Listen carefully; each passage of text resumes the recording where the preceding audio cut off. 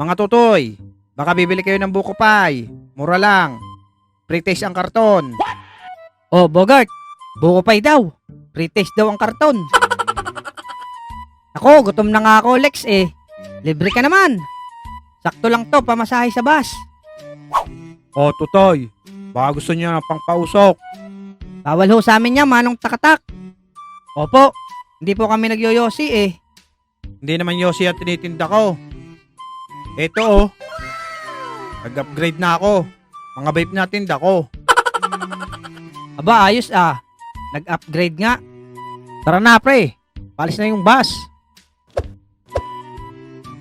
Bogart, malungkot nata si Manong. Wala atang pamasahe.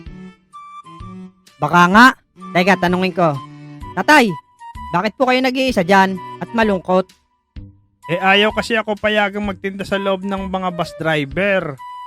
Bakit hindi pwede? Samantala yung dalawa kanina, pinayagan.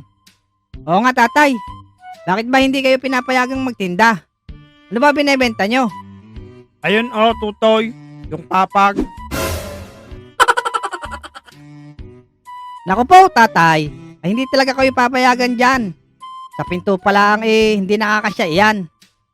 Oo tutoy, baka lang may mapaibig bilhin eh.